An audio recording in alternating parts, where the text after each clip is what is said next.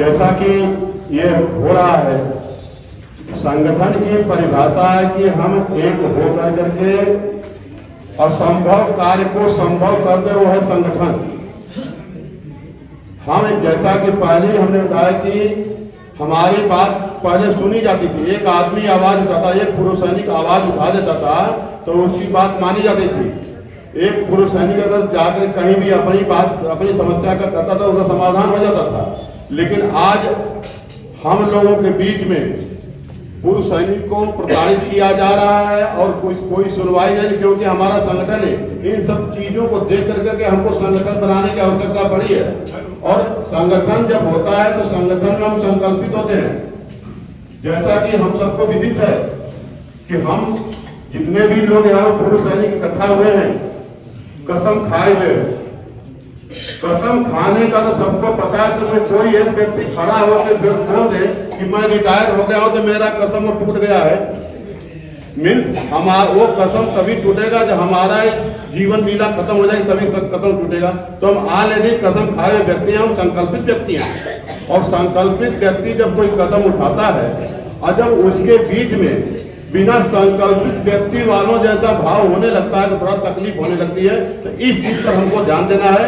मैं मिश्रा जी के बातों का हृदय की गहराई से जो है मैं स्वागत करता हूं और मैं कोशिश करूंगा, कोशिश नहीं, आज से मैं संकल्प ले रहा हूं कि ऐसी तैसी बातों में नहीं पड़ना।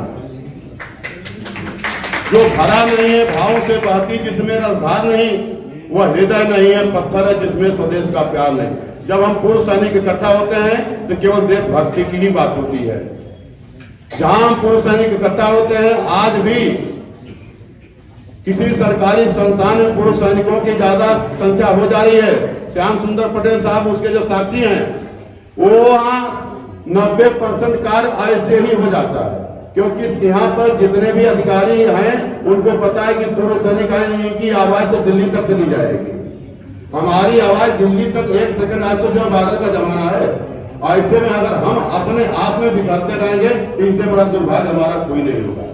अगर हम आपस में क्रिटिसाइज करें, छींटाकशी कर अपने को कमजोर कर रहे हैं, तो ये हमारे पतन का कारण बन सकता है। इससे हमको बचना है। इसी कड़ी में हमारे बीच में नैनी जोन प्रभारी आदरणीय BM प्रसाद साहब से मैं अनुरोध करता हूं कि अपने दो शब्द से सबको अवगत कराएं। आदरणीय BM प्रसाद।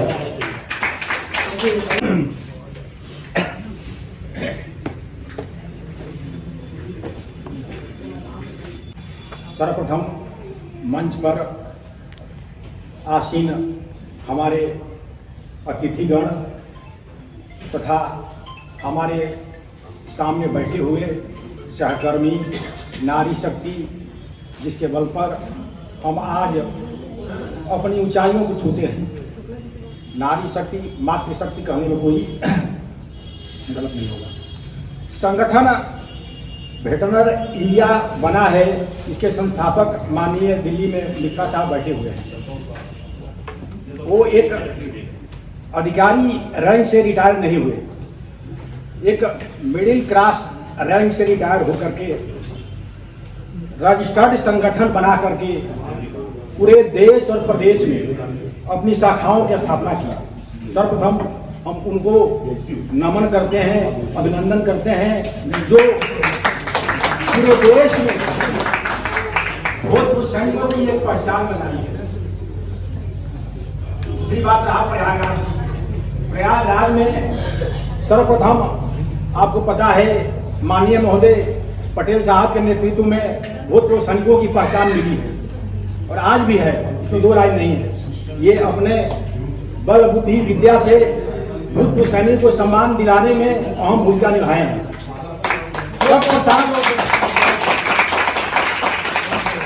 तत्पश्चात वेटरनर इंडिया का प्रयागराज में उदय हुआ, जिसमें अनिल त्रिपाठी महोदय, माननीय जितेंद्र बहादुर राय जी, सोनी जी जैसे महानुभावों का आगमन हुआ और आज 500 से 500 के ऊपर ये सदस्यता हासिल करते हुए हमारी संख्या आगे बढ़ रही है। मैं सेना में रहते हुए इस ग्रुप से जुड़ गया था। उसके बाद में जब भी मैं रिटायर हुआ 2 साल पहले, नैनी जोन का मुझे प्रभारी नियुक्त किया गया। मात्र प्रयागराज से 5 लोग मेरे यहाँ मीटिंग किए थे, आज 60 आदमी नैनी में हम जोड़ कर रखे हैं और हम सबको मान सम्मान देते हैं। ग्रुप का मेंबर सिर्फ पदाधिकारी की मान सम्मान करे, पदाधिकारी ग्रुप के मेंबर की मान सम्मान नहीं करे, ये कभी उचित नहीं है। मैं इसका बिल्कुल विरोध करता हूं। यदि हम अपने नीचे वाले की मान सम्मान करेंगे, ऑटोमेटिक हमको मान सम्मान मिलेगा। हर आदमी की अपनी मान प्रतिष्ठा अपनी जगह पर है। आज के डेट में हमें पता है हमारे बेटे और बहू भी मान सम्मान ढूंढते हैं। वो किसी के बंधक नहीं है, जगह जमीन सारी प्रॉपर्टी उनकी हम लोग ने दे दिए, फिर भी उनको भी मान सम्मान चाहिए। हमारी मान सम्मान हो या न हो, फिर हमें किसी का हक नहीं, सिर्फ हम अपने मान सम्मान को खोजते रहे। जब तक आप अपने इससे आप ऊपर नहीं उठ जाएंगे, आप संगठन चला नहीं सकते। अपनी मान सम्मान को आपको त्याग करना ही होगा, तभी आप संगठन को चला सकते हैं। जिसमें ये जो कि नहीं गुण आ जाएगा, वो संगठन को आगे ले जा सकता है। अतएव बीच में अधर में ही टूट जाएगा। चाहे वो परिवार क्यों ना हो, 4 भाई, छोटे भाई है, बड़ा भाई, सबको लेकर चलता है, सबकी मान सम्मान की वैल्यू रखता है, वैसे ही एक संगठन है। त्याग की भावना सर्वप्रथम जरूरी है। त्याग और तपस्या सिर्फ हम जो कि नहीं अपने विचारों और सुंदरता से जो कि नहीं हम संगठन को आगे नहीं ले जा सकते। त्याग में तन मन धन तीनों जरूरी है। थोड़ा मैं समय ज्यादा लूंगा, मैं माफी चाहूंगा संचालक महोदय से। मैं अपनी बातों को आप तक रख पाऊं, यदि अच्छा लगता है तो जरूर आप उसको रखें और जो बेकार की बातें हैं उसको जो कि नहीं अलग कर दें। हमें पता है कि तपस्या जरूरी है हर चीज के लिए, त्याग की भावना जरूरी है। इवन हमें पता है कि पार्वती जी भी शंकर जी को पाने के लिए सुंदरता उनका नाकाम हो गया। और कालिदास कुमार संभव महाकाव्य में एक श्लोक लिखे थे। मैं संस्कृत का BA ऑनर्स विद्यार्थी रहा हूँ। तथा समक्ष दाता मनोभम भग्न मनोरथा सती निनिंद रूपम हृदय न पार्वती प्रिय सुसौभाग्य फलाही चाहता। यानी पार्वती जब शंकर जी को पाने के लिए सज धज कर गई, उनकी तपस्या भंग नहीं कर पाई। लास्ट में उन्होंने तपस्या के बल पर शंकर भगवान को ब्रह्मचारी के भेष में उपस्थित करवाया। तपस्या में ऐसी ताकत है। तन मन धन तीनों की त्याग करने के बाद हमारी तपस्या पूर्ण होगी और संगठन आगे बढ़ेगा। हमारा संगठन का मेन उद्देश्य राष्ट्रीयता है।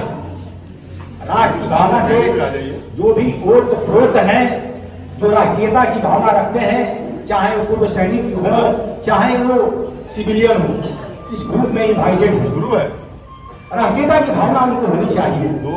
राष्ट्रीयता शब्द कहने में बड़ा आसान है, इसका व्यापक रूप है। एक सिपाही से लेकर जनरल तक देश की सेवा करता है, राष्ट्रीयता की भावना से जुड़े है। एक सफाई कर्मचारी जो हमारे नालियों की सफाई करता है, नगर निगम को, और एक स्वास्थ्य मंत्री, सभी लोग राष्ट्रीयता से उद्भूत हैं। सबकी अपनी अपनी जगह पर है। पूर्व सैनिकों की भावनाओं का मैं कदर करता हूँ।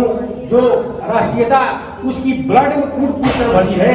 अपने कॉलोनी में कहाँ कचरा फेंकना है, इस भावना को जो जगाता है वो राष्ट्र भावना से प्रेरित है। अपने कॉलोनी की नलका टूट गया, उसके रिपेयर करने में अपनी अहम भूमिका दिखाता है, वो राष्ट्र भावना की काम कर रहा है। हम सब ऐसी भावनाओं को लेकर प्लस पूर्व सैनिकों की समस्याओं को लेकर इस संगठन को आगे बढ़ाते रहें, यही हमारा उद्देश्य होना चाहिए। आज आपको पता है देश में अलगाववाद की स्थिति भी है, तरह तरह के अलगाववादी हैं। आज हमको पता है कि हमारे भाई कितने लोग शहीद हो गए। आज हम इस मंच पर आपके समक्ष खड़े हैं और आप हमारे सामने विराजमान है। कहीं ना कहीं हम सौभाग्यशाली हैं। हमारे साथ रहे हुए भाइयों ने कितने देश के लिए अपनी जान को निछावर कर दिया। उनको याद करना है, वो हमारे प्रेरणा स्रोत हैं। और उनके लिए मैं 2 शब्द कहूंगा, कृपया इस मंच से अच्छा लगे इसे अवलोकन करें। क्षितिज तक सौर गूंजेगा, स्वयं दिनमान बदलेगा। क्षितिज तक सौर गूंजेगा, स्वयं दिनमान बदलेगा। उतारो भारती की आरती, सम्मान बदलेगा। विवादों में उलझ कर कीर्ति माँ की मत करो धूमिल, शहीदों की करो पूजा तो हिंदुस्तान बदलेगा। शहीद कितने भी हैं वो हमारे लिए प्रेरणा के स्रोत थे। हम सौभाग्यशाली हैं या वो सौभाग्यशाली थे जो देशभक्ति के नाम पर अपने प्राणों को न्यौछावर कर दिए, ये तो फैसला जनता जनार्दन करेगी। दूसरी बात, हम देखते हैं कि संगठन में कई तरह के लोग हैं, खींचा कानून होता है, परिवार में भी होता है, लेकिन अंत में हम सब एक हो जाते हैं। हमारी बात संवाद की इतनी ताकत होनी चाहिए कि बिछड़े को हम बुला सकते हैं। ये ऐसी बात तो समाज में ताकत होनी चाहिए। दुनिया लाख चाहे तो भी ऐसा कर नहीं सकती, दुनिया लाख चाहे तो भी ऐसा कर नहीं सकती, किसी की चाहत भी इस ग्रुप में जहर भर नहीं सकती। और बहुत घुटन है, टूटन है, बिखरन भी है, मगर जब तक बात संवाद है हमारी मोहब्बत मर नहीं सकती। तो इस भावना से हम ग्रुप को लेकर के चलेंगे। जो आए हुए हैं उनका तो अभिनंदन है, जो नहीं आ पाए किसी कारणवश उनका भी हम अभिनंदन और स्वागत करते हैं। जो देश की परिस्थितियां हैं, पूर्व सैनिक उसमें अपनी अपूर्व भूमिका निभाते हैं। आपको याद होगा जब ये 5 साल वाला वीर सैनिकों की जब चली थी भर्ती थी, डीएम ने मीटिंग रखा था। उस मीटिंग में हम सबों को बुलाए थे, माननीय पटेल साहब भी उपस्थित थे और उनको गर्व हुआ कि पूर्व सैनिक हमारी नवयुवक को मोटिवेट कर सकते हैं। ये कम सम्मान की बात नहीं है। स्पेशल मीटिंग बुलाई डीएम साहब ने और बोली कि आप अपने मोहल्ले, अपने ग्राउंड में जाकर उन नवयुवकों को मोटिवेट करें और उत्पात न मचाएं। इसमें हम पूर्व सैनिकों के अभूतपूर्व योगदान रहा है। मैं सभी को नमन और नतमस्तक करता हूं। एक और है 2 लाइन कविता। बिना मौसम हृदय कोकिल को भी गूंजा नहीं जाता, बिना मौसम हृदय कोकिल को भी गूंजा नहीं जाता, जहां अनुराग पलता हो वहां दूजा नहीं जाता, विवादों में उलझ कर कीर्ति माँ की मत करो धूमिल, जहां अनुराग पलता हो वहां दूजा नहीं जाता, विभीषण राम जी के भक्त थे ये जानता सब है, मगर देशद्रोही को कभी भी पूजा नहीं जाता। ये हमारी पूर्व सैनिकों की भावना है कि वो हमेशा जो नहीं देश की बात करता है, राष्ट्र प्रेम की बात करता है। तो इसी, अब मैं ज्यादा समय नहीं लूंगा, बहुत से वक्ता हैं। मैं चाहूंगा कि जो संगठन ने क्या किया है, वेटरनरी इंडिया ने पूर्व सैनिकों के लिए टोल टैक्स माफ करने के लिए माननीय जितेंद्र राय जी के तत्वाधान में नितिन गडकरी जी को एक ज्ञापन दिया गया कि पूर्व सैनिकों का टोल टैक्स माफ होना चाहिए। उनके संज्ञान में है, इसके ऊपर हम बार बार उनको याद कराते रहेंगे ताकि हमारी टोल टैक्स माफ हो। दूसरा चीज, हम योगी आदित्यनाथ से हम लोगों का पूर्व सैनिकों का निवेदन है कि नगर निगम द्वारा हमारी मकान का टैक्स माफ हो। ये हम लड़ाई लड़ते रहेंगे और मैं चाहूंगा अपने क्षेत्र के विधायक को 10 पूर्व सैनिकों का अथवा अपनी संस्था के नाम पर हर विधायक को लेटर दें और ये बात हमारी विधानसभा तक पहुंचे उन विधायकों के थ्रू कि हम बड़ा मेहनत से एक सैनिक रिटायर करता है तो एक प्लॉट खरीदता है। भाई आपने 20 लाख की छूट तो दे दी, लेकिन 20 लाख के ऊपर जो मकान बनाया उसको आप टैक्स से आपने जो ग्रसित कर दिया। हमें टैक्स मुक्ति चाहिए अपने मकानों से। इसके लिए हमारा प्रयास चलता रहेगा। तीसरा चीज मैं एक और कहना चाहूंगा, आपको पता है पूर्व सैनिक बहुत ही प्रताड़ित हो रहे हैं, हर जगह प्रताड़ित हो रहे हैं। कहीं प्लॉट पर उनकी कब्जा हो रहा है, कहीं जो उतने ही उनको रास्ते के लिए तकलीफ पहुंचाया जा रहा है। आपको पता होगा देश में एसटी कानून है, एक एसटी कानून है जो कि उनके ऊपर प्रताड़ना के ऊपर वैसा नियम कानून लग जाता है बड़े बड़े आदमी नतमस्तक हो जाते हैं। पूर्व सैनिकों को भी उस कानून के अंदर लाओ, एसटी कानून कैसी है कानून बनाओ कि पूर्व सैनिकों के ऊपर जो भी प्रताड़ित करता है उसके ऊपर अलग से अलग अधिनियम लगेगा। मैं चाहूंगा ऐसी आप लोगों की भावनाएं ऊपर तक जाए, इसमें जो कि नहीं हमारा संगठन तथा दूसरा भी संगठन है वहां तक भी बात जाए। पूर्व सैनिक की जितने भी शाखाएं हैं अपने अपने क्षेत्र में काम करें, मकसद उनका एक ही है, पूर्व सैनिकों की भलाई। तो मान लीजिए कि ये गर्व की बात होगी कि हमारे लिए एक नियम कानून देश में बने, जैसे एसटी एक्ट है वैसे एक पूर्व सैनिक के लिए एक बने। इसके लिए हम माननीय रीता बहुगुणा जी को लेटर लिखें, हमारी बातों को संसद में उठाएं। ऐसी बातों को लेकर के हमें आगे चलना है। छोटे छोटे चीजों को बीच में उलझना नहीं है, तभी आपको समाज भी सम्मान देगा और आप सम्मानित होंगे।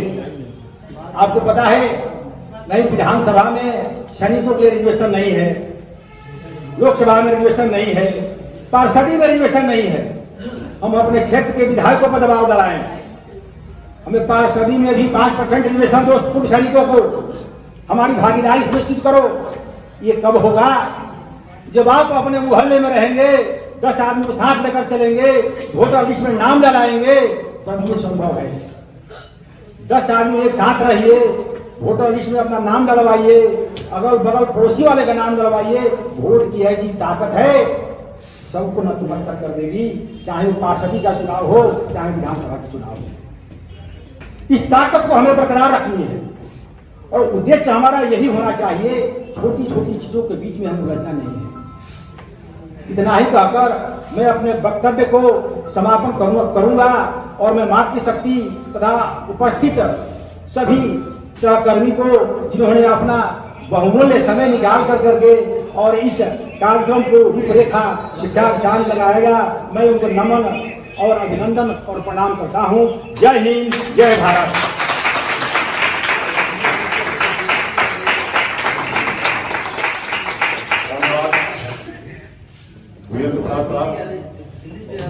समाज में आज दूषित हो रही है उसको निकाल के आप सामने रख दिए।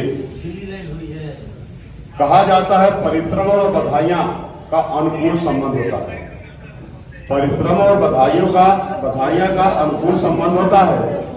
परिश्रम के पसीने से जब हम सफलता की फसल खिलती है तब किसी एक से नहीं पूरे जमाने से बधाइयां मिलती है।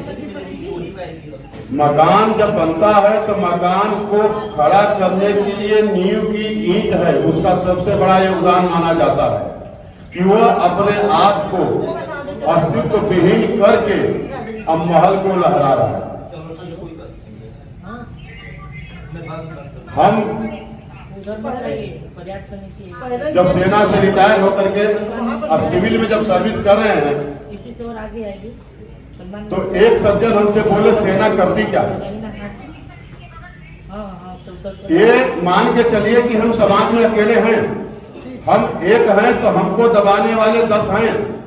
पूर्व सैनिक ये मान के चले कि हम एक हैं और हमारे अगल बगल में 10 हमको दबाने वाले खड़े हैं। लेकिन वो सच्चा पूर्व सैनिक वही है जो 10 को पछाड़ करके झंडा लहरा, तिरंगा झंडा लहरा दे, वही सच्चा सैनिक है। पूछा गया, कहा कि सैनिक करता क्या है। मैंने सिर्फ उनको, श्रीमान जी को एक जवाब दिया कि सैनिक 50 डिग्री तापमान से लेकर के -50 डिग्री तापमान में हंसते हुए देश का प्रहरी बना है, तब जाकर के आप भ्रष्टाचार फैला रहे हैं। अगर सैनिक रात को जगना छोड़ दे तो भ्रष्टाचार का तो नामो निशान मिट जाएगा, कोई भ्रष्टाचारी बचेगा ही नहीं। सब आंखों पर आंखें लगाए पड़े हैं, केवल डर रहे हैं। आज के डेट में तो हमारे सैनिक डर रहे हैं जो देश के ऊपर रात भर प्रहर, चाहे वो हवा का थपेड़ा लगता हो, चाहे बर्फ पड़ता हो, चाहे बरसात होती हो, चाहे लू लगते हो, प्रहरी बने खड़ा है। तब जाकर के हम देश में सुकून से सांस ले रहे हैं और अपने अपने मनवांछित कार्य कर रहे हैं। देश में सैनिकों का योगदान को भुलाया नहीं जा सकता है। और जो देश में सैनिक का योगदान भुला रहा है, सबसे बड़ा गद्दार भारत में वही है, बिना कहे बिना उसको देश में। आज हमको जो संगठन की आवश्यकता पड़ रही है, हमारे देश का दुर्भाग्य है कि सैनिक को संगठन की आवश्यकता पड़ रही है। सैनिक को संगठन की आवश्यकता नहीं पड़ती है, उनको राजनीति सिखाई नहीं जाती है, उनको एक कच्चे धागे में बांध के रखा जाता है। ये सेनाओं की नौकरी करने वाले उस सैनिक को जब रिटायर हो जाते हैं उसको संगठन की आवश्यकता पड़ रही है। ये सबसे बड़ा देश का दुर्भाग्य है। कहा गया है शहीदों की चिताओं पर लगेंगे हर वर्ष मेले और वतन पर मरने वालों का यही आखिरी निशा होगा। वही कह दिया गया दूसरे लाइन में कि वतन पर मरने वालों का यही आखिरी निशा होगा।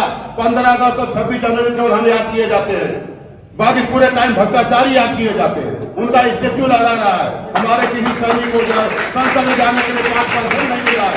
ये 5% जब हम दे सकते हैं जब हम एकत्रित हो जाए। अभी ये प्रोग्राम जो वेतन डे का प्रोग्राम किया जा रहा है, रात भर हमारे उपाध्यक्ष जी, अध्यक्ष जी, मैं और हमारे मीडिया प्रभारी जी, सभी जितने भी इससे जुड़े हुए हैं, सब लोगों ने रात भर के कड़े कड़ाके के शब्द में करके प्रचार प्रसार किया। और आप अपने सामने देखिए जनता कितनी इकट्ठी है। ये हमारे देश के पुरुष सैनिक 35,000 की जनसंख्या इलाहाबाद के अंदर पुरुष सैनिकों घूम रही है। खोजा जाता है तो मिलते हैं 50। अरे 50 क्या करेंगे? सबसे पहले हमको हमारा एक परम कर्तव्य बनता है, जो यहाँ पर मौजूद है, उन सोए हुए को जगाओ। जब तक वो जगेगा नहीं, हम उत्थान की तरफ नहीं बढ़ सकते हैं। बीएन प्रसाद साहब ने जो बातें कही, अगर हम इस कान से सुने, फुकनी की हवा वायुसला बताती है कि फुकनी में हवा कहीं भरा नहीं जाता है। फुकनी समझ रहे हैं ना? फुकनी में जो पहले माताओं बहनों जो चूल्हा जो अंगीठी जब चलती थी तो फुकनी से आग जलाने का कार्य किया जाता था। वो फुकनी में कभी हवा भरी नहीं जा सकती है। उसी तरीके से हमारे पुरुष सैनिक हो गए हैं। कितने भी चिल्लाते रहो, हमको जोश आने वाला नहीं है। और जिस दिन पुरुष सैनिक जाग गया, प्रशासन हिल जाएगा। और नहीं तो जाकर के देख लो, एक दिन केवल जाग के देख लो, प्रशासन नहीं हिल गया तो आप जो कहोगे हम उसी दिन बैठ जाएंगे, बोलना छोड़ देंगे। इसी कड़ी में मैं आगे आर्यन दुबे साहब से अनुरोध करता हूं, 2 शब्द आए और अपने विचार रखें। जय। हाँ, कार्यक्रम आइए अब चल रहा है, आधा घंटा चलेगा। मेरे से आए हुए सभी ने पहले बोल ही दिया, मैं क्या बोलूं। रिस्पेक्टेड मंच पे सभी पदाधिकारी और नारी सेना, जिसमें लेडीज की संख्या ज्यादा लग रही है और हमारे जेंट्स की संख्या उनके मुकाबले कम लग रही है, तो मैं सभी का हार्दिक स्वागत करता हूं। और स्पेशली में लेडीज जो आई हुई हैं, अपने सारे काम वगैरह छोड़ के उनका तहे दिल से धन्यवाद करता हूं। मैं प्रयागराज डिस्ट्रिक्ट का डिस्ट्रिक्ट ऑर्गेनाइजर हूं, तो मैं सभी ने तो प्रकाश डाल दिया। जो हमारा वेटरन इंडिया का मेन रोल है कि हमने अपनी शक्ति को बढ़ाना है। हम अपनी शक्ति को कैसे बढ़ा सकते हैं? हम अपनी शक्ति को तभी बढ़ा सकते हैं, हमारी 15 विंग है। अधिकतर लोगों को हमारे ऑर्गेनाइजेशन के बारे में पता नहीं होगा कि हमारा रोल क्या है। अवर मेन रोल इज कि हमारी 15 विंग है। उसमें एक्स सर्विसमैन वेलफेयर विंग है, स्पोर्ट्स विंग है, लीगल विंग है और क्या अपना यूथ विंग है। इस तरह की 15 विंग है। तो मैं यहाँ पे जितने भी बैठे हैं उनसे रिक्वेस्ट करूंगा कि सभी एक एक विंग से जुड़ जाएं और उस विंग को जोड़ने का कार्यक्रम करें। जब मैं ग्राउंड पे निकलता हूं तो मुझे एक भी बंदा जोड़ने को नहीं मिलता। तो आप लोगों से मेरी यही रिक्वेस्ट है कि अगर हम अपने संगठन को मजबूत करना चाहते हैं तो 15 विंग से जुड़ जाएं। यानी 15 विंग से जुड़ने का मतलब है, सपोज नारी सेना को किस चीज में इंटरेस्ट है, नारी सेना अपनी नारी सेना को शक्ति को बढ़ा सकती है। और जैसे किसी को स्पोर्ट्स में इंटरेस्ट है, तो हम लोगों अपने समाज के अंदर जिस गली मोहल्ले में रहते हैं वहां पे हम स्पोर्ट्स को बढ़ावा दे सकते हैं। अब जैसे लीगल विंग है, लीगल विंग में हमारे 2-3 मेंबर हैं जिसको लीगल की समस्या होती है, वो उससे विचार विमर्श कर सकते हैं। वैसे हमारी एक्स सर्विसमैन वेलफेयर विंग है। एक्स सर्विसमैन वेलफेयर विंग का मतलब है जो एक्स सर्विसमैन रिटायर होके आते हैं उनको पोस्ट रिटायरमेंट बेनिफिट्स, क्या क्या पोस्ट रिटायरमेंट बेनिफिट्स हैं, उनको हम बताते हैं कि क्या क्या पोस्ट रिटायरमेंट बेनिफिट्स हैं। अधिकतर लोगों को पता ही नहीं कि हमारी पोस्ट रिटायरमेंट बेनिफिट्स क्या है। और मैंने ये देखा है सर, पोस्ट रिटायरमेंट बेनिफिट में हमारे जो एक्स सर्विसमैन है उनको अधिकतर सिक्योरिटी में जाना चाहते हैं। अधिकतर लोगों की मेंटलिटी होती है कि हम सिक्योरिटी में जाएं, पर हम अपनी धारणा को चेंज करें और हम आगे आए। हम आगे किस में आ सकते हैं? अपना खुद का काम करें, अपना खुद का काम में जिसमें आपको इंटरेस्ट है। मेरा यही मानना है कि हम आगे बढ़ सकते हैं, समाज में हम तभी बढ़ सकते हैं। हमारी जो इमेज है ऐसे सिक्योरिटी के रूप में ली जाती है कि भाई एक्स सर्विसमैन है, उसको सिक्योरिटी गार्ड बना दो, सिक्योरिटी सुपरवाइजर बना दो, यही बना दो। तो हमने अपने आप को इस तरह साबित करना है कि हम हर फील्ड में आगे बढ़ सकते हैं, चाहे कोई भी फील्ड हो, कोई भी फील्ड में आगे बढ़ सकते हैं। जैसे हम अपना कोई व्यवसाय कर सकते हैं, जिस फील्ड में हम आगे आए उस फील्ड को आगे बढ़ा सकते हैं। मैं आप लोगों का ज्यादा समय नहीं लूंगा। मैं ये कहना चाहूंगा कि आप ये नहीं कि वेटरन इंडिया सिर्फ ओनली फॉर एक्स सर्विसमैन है, इसमें आप समाज के सभी लोगों को जोड़ सकते हैं, चाहे कोई भी हो। आप मोहल्ले में रहते हैं, सर आप लोग सुन रहे हैं मेरी बात, पर जोश नहीं आ रहा, किसी में जोश नहीं लग रहा सर मुझे। तो एक बार जोश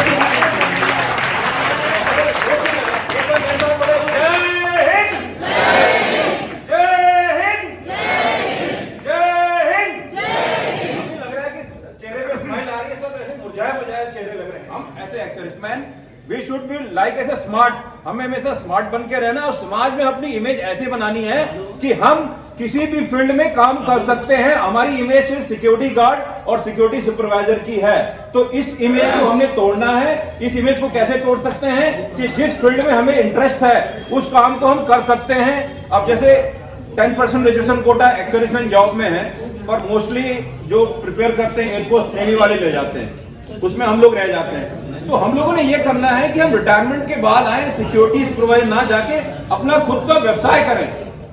मैं खुद अपना व्यवसाय कर रहा हूँ, बिजनेसमैन हूँ, तो मैं आप लोगों से यही मतलब विचार रखता हूँ कि हम अपना खुद का व्यवसाय करें, एक सिक्योरिटी गार्ड और सिक्योरिटी सुपरवाइजर में ना रहे, तभी हमारी एक समाज में इमेज बदलेगी और तभी हमें आगे बढ़ने का मौका मिलेगा। जैसे बीएन प्रसाद साहब ने बताया कि हमें रिजर्वेशन कोटा इन सभासद, रिजर्वेशन कोटा इन विधायक, रिजर्वेशन कोटा इन लोकसभा सीट तभी मिल सकती है जब हम अपनी इमेज को तोड़ें, हम आगे आए, हर काम में आगे आए। समाज के हर काम में तभी आ सकते हैं जो हमारी 15 विंग है, उसको हम इस तरह जोड़ दें कि हम समाज में दिखे, समाज में ये दिखे कि हम हर काम को कर सकते हैं। We can do each and every work in the society. समझ रहे हैं आप लोग, हम हर काम को कर सकते हैं, हमारे लिए कोई काम अछूता नहीं है। जो हमने आर्मी में सीखा है डिसिप्लिन, अपने ट्रेड में काम सीखा है, वो हम सिविल में भी आके कर सकते हैं। तो मेरा कहने का मतलब ये है कि हम ऐसे डिस्ट्रिक्ट इन इलाहाबाद अधिकतर बंदों को जोड़ें। जिस मोहल्ले में हम रहते हैं उस मोहल्ले में चाहे कोई बच्चा हो, कोई स्टूडेंट हो, कोई मतलब कोई भी एनीथिंग जो भी हो, उसको हम अपने साथ जोड़े। ये नहीं कि इस संस्था का मेन उद्देश्य ये नहीं है, इस संस्था का ये उद्देश्य नहीं है कि हम सिर्फ एक्स सर्विसमैन को जोड़े, हम समाज के सभी लोगों को जोड़ सकते हैं। तो अगर किसी को मेरी बात से बुरा लगा हो उसके लिए मैं माफी चाहता हूँ सर, आपको मेरी बात से बुरा लगा आपसे मैं मिलकर बात करूंगा और आपसे करूंगा। अगर आपको कोई प्रॉब्लम है आप बात कर सकते हैं। ओके, जय फिर एक ठीक है, मैं अपनी बात को यही समाप्त रखता हूँ। जय हिंद, जय भारत।